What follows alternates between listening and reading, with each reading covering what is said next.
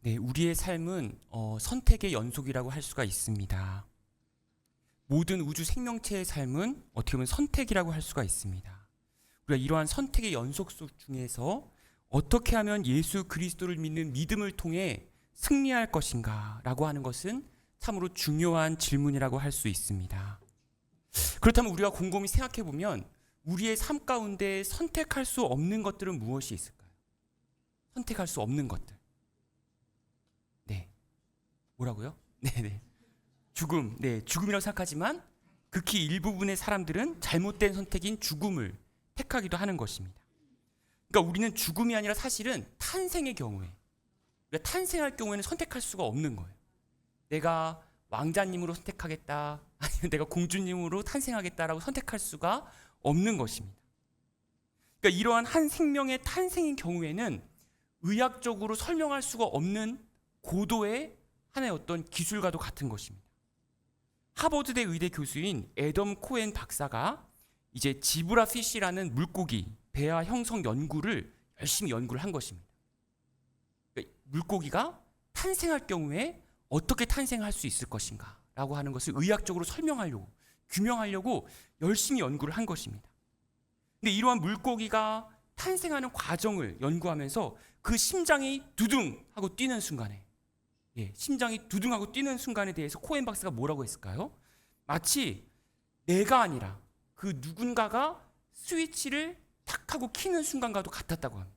이걸 의학적으로 설명할 수는 없는데 스위치를 탁 켜는 순간에 심장이 두둥 하는 순간에 이 생명이 시작된다는 것, 이것을 의학적으로 규명할 수가 없었다는 것입니다. 다시 말하면 스스로 생명을 선택하는 존재는 이 지구상에, 우주상에 존재할 수가 없는 것입니다. 우주의 그 어떤 생명체도 자신이 태어나는 시기와 장소를 정할 수가 없습니다. 아주 척박한 풀 한 폭이 안 나는 사막에서 태어나든지 아니면 전쟁통에 태어났다가 바로 죽음을 가지든지 이것을 우리가 선택할 수 있는 여지가 없는 것입니다. 그럼 문제의 핵심은 무엇일까요?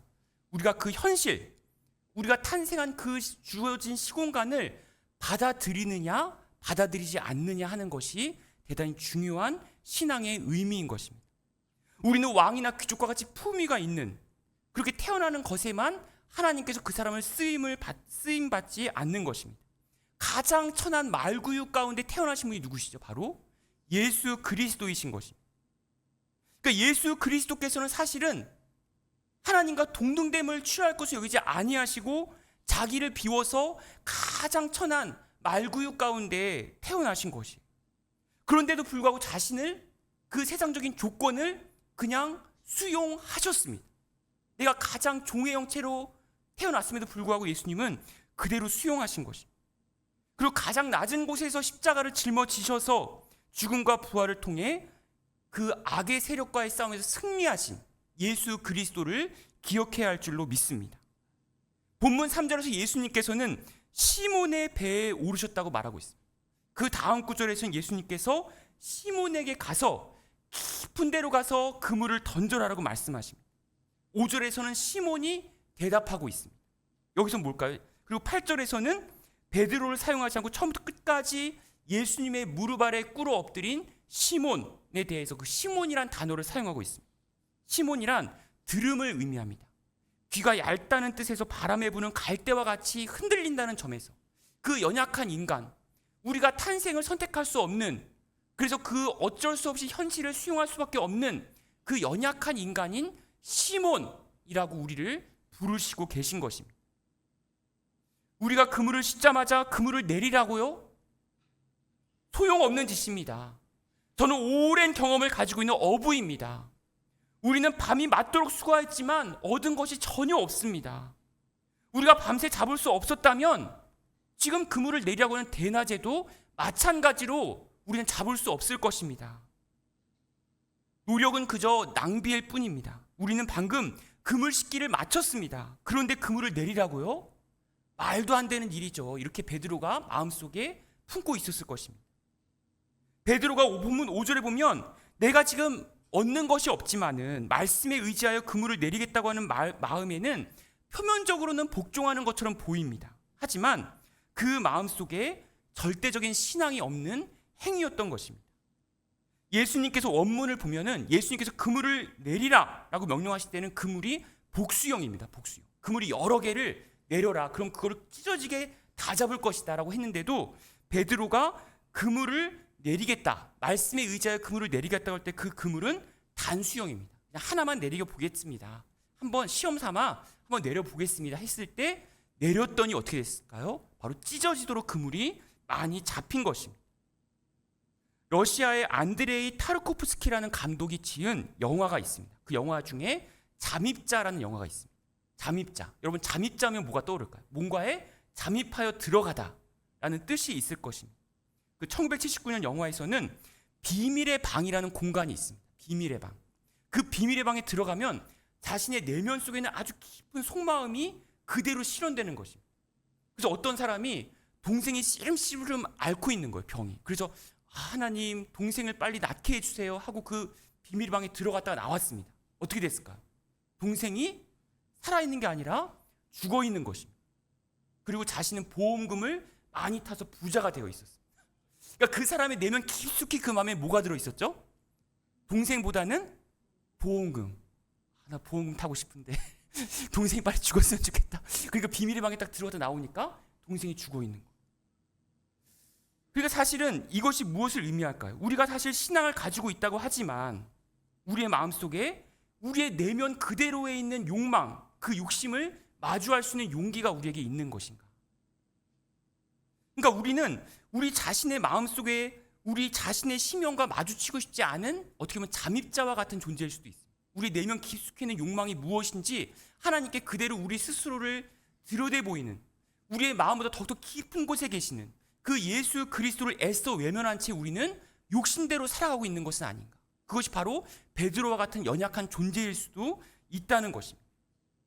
우리 스스로가 바로 우리의 마음을 마주하고 싶지 않은 잠입자와 같은 존재. 우리가 예수님이 우리 삶의 주인이 되어 달라고 간절히 말하면서도 사실은 우리가 삶의 주인이 되고 있지 않은지, 교회를 너무 사랑하고 교회를 너무 걱정한다고 말하면서도 사실은 내가 부자가 되는 것에만 공공연히 관심이 가고 있지는 않은지 우리 스스로를 돌아볼 필요가 있는 것입니다. 베드로 역시도 마음과 정반대인 행동으로 인하여 과연 그물이 잡힐까? 라고 그물을 내린 것입니다.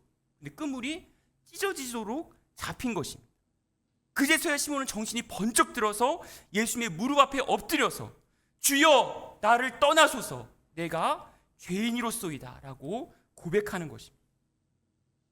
예수님의 말씀을 순종하기 전과 순종한 후의 호칭이 다릅니다.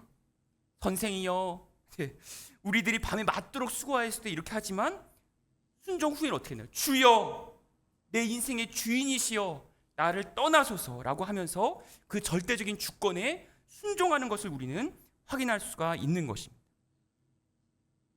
회사 다니는 분들이 계실 것입니다. 어떤 김대리라는 분이 김대리라는 분이 이제 사무실에 들어가는 게 지옥 같은 것입니다. 회사에 가면은 그 위에 상사 중에 박 부장이라는 사람이 있었는데 계속 자기한테 커피 타달라, 복사해달라 계속 요구하니까 계속 갈구고 또 갈구니까 이제는 박 부장한테 너무 갈굼을 많이 당해가지고 이제는 하루하루가 지옥 같은 거. 그래가지고 오늘도 박 부장한테 또 갈굼 당하겠구나. 엘리베이터를 탔습니다. 엘리베이터 탔는데 옆에 허름한 이게 굉장히 품위 있는 노 신사분이 타신 것입니다. 자네 김대리 아닌가? 이렇게 말하는 거죠. 그러니까 네 맞는데요. 그러니까 누구시죠? 그러니까 나 이 회사 회장인데 이렇게 딱 그러는 것입니다. 나 이 회사 회장이야. 그러면서 내가 당신 김대리를 입사할 때부터 상당히 주목하여 보고 있네. 이렇게 말하는 것입니다. 김대리에게 정말 관심이 많다네. 그리고 김대리에 대해 내가 마음먹은 계획이 있다네. 그러는 것입니다. 네, 계획이 있다는 것입니다. 그러면서 뭐라고 말하냐면 내가 김대리를 통해 가지는 미래의 모든 계획을 다 말할 수는 없지만 김대리는 지금 여기에서 아무 걱정하지 말고 소신껏 자네의 능력을 펼쳐보게 이렇게 말을 하는 것입니다. 그럼 어떨까요? 김대리가 딱 어깨에 들어가서 이제 회사에 딱 들어가서 이제 박 부장이 뭐라 그러든 전혀 상관하지 않고 자신의 능력을 소신껏 펼치지 않겠습니까? 아멘? 네, 그게 바로 여러분이라는 것입니다. 우리는 사실 연약하여도 예수님께서 회장보다 더 훌륭한 우주 만물을 지으신 하나님과 동등됨을 취하신 예수님께서 옆에서 자네 열심히 소신껏 해보게. 내가 자네를 위해서 놀라운 계획을 가지고 있다. 지금은 비록 말할 수 없지만, 지금은 비록 여러분이 모를 수도 있지만 그 계획을 회장님보다 더 훌륭한 예수님께서 독려해 주시고 격려해 주시고 있다는 것입니다. 그것을 베드로는 깨닫고, 주여, 나는 죄인입니다. 나보다 더 내 마음의 깊은 곳에 계신 예수 그리스도를 만난 것입니다. 어떻게 보면 믿음의 세계는 기업의 총수보다 위대하신 하나님의 계획 가운데 우리를 인도해 주시는 그 모든 믿음의 여정이라고 할 수가 있는 것입니다. 베드로의 필요를 채우신 후에 예수님께서는 진정으로 원하는 것을 베드로에게 나타내십니다. 그것이 바로 본문 10절에서 말씀하신 것처럼 사람을 취하는 어부인 것입니다. 베드로는 사람을 취하는 어부가 되고자 하였지만 어떻게 됐나요? 3년 동안 예수님을 따라다니면서 결국은 3번이나 예수님을 부인하게 되는 것입니다. 저주하면서 내가 제자라는 사실을 전적으로 부인한 것입니다. 주님을 따르고 어떻게 보면 로마 황제를 숭배하였던 도시였던 가이사랴 빌립보에서 주는 그리스도시요 살아계신 하나님의 아들이십니다 라고 고백하였지만, 이제는 다시 시몬으로, 연약한 시몬으로, 육체의 시몬으로 돌아가서 다시 이제 물고기를, 예수님이 돌아가신 후에 다시 그물을 쫄래쫄래 다시 이제 물고기를 잡으러 가는 것을 알 수가 있습니다. 요한복음 21장에 똑같은 이러한 그 장면이 오버랩되는 것을 알 수가 있습니다. 거기에서 그는 구원을 잃어버리지는 않았습니다. 하지만 자신의 제자로서의 직분, 주님과 함께하는 기쁨, 예수님께서 나를 통한 계획을 가지고 계시기 때문에 소신껏 능력을 펼쳐봐라고 하는 그 기쁨과 교제를 잃어버리고 다시 그물을 내리는 것을 알 수가 있습니다. 우리도 영적인 자리를 잊어버리고 있지는 않은가요?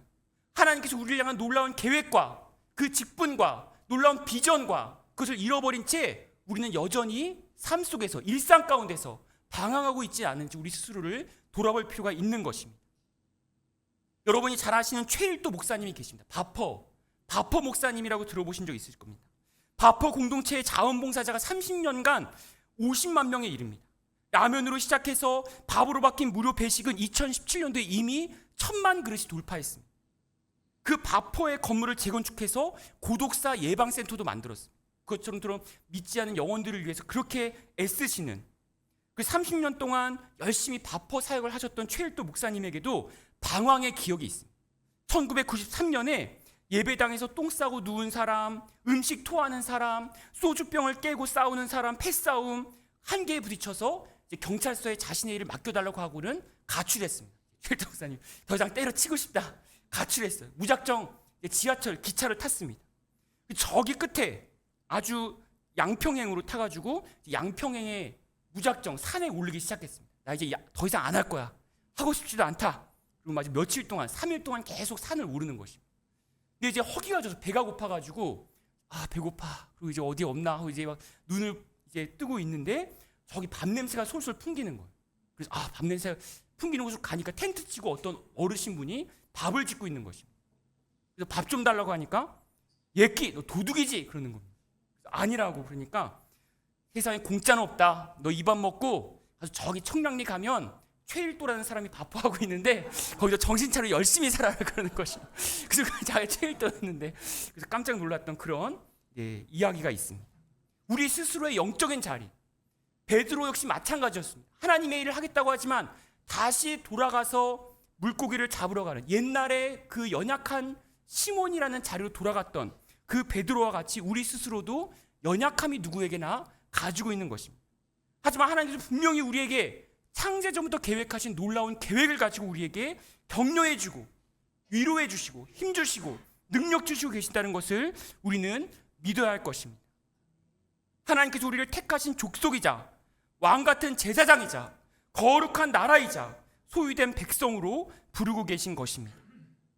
그때 예수님께서 다시 요한복음 21장에 보면 다시 돌아간 시몬에게, 요한의 아들 시몬아, 네가 이 사람들보다 나를 더 사랑하느냐라고 물으십니다. 너는 나를 너희 옛 생활보다, 그리고 오래된 배들의 그물보다, 또한 이 친구들보다 나를 더 사랑하느냐? 너는 3년 전에 내가 가는 곳은 어디든지 따르고 너의 모든 것을 포기했다고 말하였지만 너는 나와 함께 겟세마네를 넘지 못하였다. 너는 네가 되돌아간 이것들보다 나를 더 사랑하느냐? 너의 생명, 너의 안전, 너의 안락함, 너의 그 무엇보다 나를 더 사랑하느냐라고 말씀하십니다. 이 사람들보다 할 때 이제는 모든 것, 이제 우리 본문의 11절에 보면 저희가 배들을 육지에 대고 모든 것을 버려두고 예수님을 쫓았다라고 하는 말씀과 연결되고 있는 것입니다. 이제는 모든 것이 문제가 아닙니다. 우리가 소유한 모든 것은 주님의 부르심, 주님의 계획에 비하면 아무것도 아닌 것입니다. 주님께서 십자가의 보혈을 통하여서 새로운 영적인 생명, 그 심장이 두둥하고 시작하는 것처럼 그 영적인 생명을 시작할 뿐만 아니라 끊임없이 계속적으로 우리에게 창조의 역사, 섭리의 역사, 놀라운 생명의 역사를 계속 시작하고 계신 예수님의 그 놀라운 비전과 그 은총을 우리는 귀 기울여 들을 필요가 있는 것입니다. 시몬이 옛사람을 대표한다면 베드로는 새로운 사람을 대표하는 것입니다.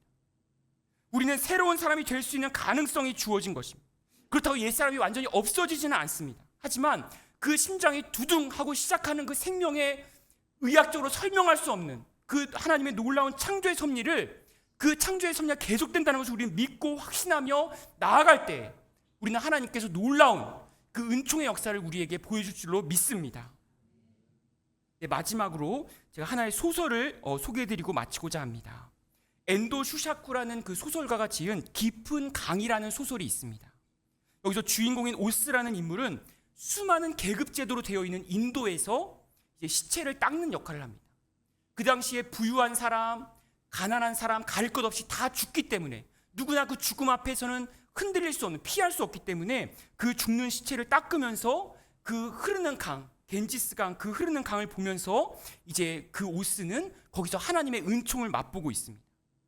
우리는 흔히 예수님을 하나님의 영광의 자리에만 계시는 위로부터의 예수님을 생각할 때가 있습니다. 하지만 지금도 끊임없이 낮은 곳에 처하시면서 그 낮은 마음을 돌아보시면서 베드로와 같이 연약한 사람들과 함께 하시는 그 낮은 곳에 계시는 예수님을 우리는 주목할 필요가 있는 것입니다. 낮은 곳으로 항상 흐르시면서도 놀라운 그 생명의 역사를, 그 심장이 두둥하면서 시작하는 그 놀라운 생명의 역사를 일으키시는 그 예수님을 통하여서 그 고통 속에서 피어오르는 그 생명의 역사를 경험하는 여러분이 될 수 있기를 간절히 소망합니다. 베드로는 처음에 새로운 생명을 얻은 기쁨이 있었지만 예수님을 부인하면서 자신의 옛 생명을 통해 자신의 연약함 속으로 다시 돌아가는 것을 알 수가 있었습니다. 하지만 맨 처음 주님께 받은 사명은 사람 낳는 업으로 전도의 사명이었지만 이제는 네가 나를 사랑하느냐, 어린 양을 먹이라는 양육의 사명인 것입니다. 전도도 힘들고 양육도 힘들지만 예수님께서 심장이 처음 시작할 때 두둥이라고 하는 그 심장의 소리처럼 우리에게도 끊임없이 계속되는 그 창조의 역사를 확신하며 나아갈 때에 우리로 하여금 이 어려운 현실, 정말 힘든 현실, 이것을 받아들이고 우리에게 놀라운 계획과 비전을 보여주시는 예수 그리스도의 생명 역사를 믿고 확신하면서 다 함께 침묵으로 기도하도록 하겠습니다.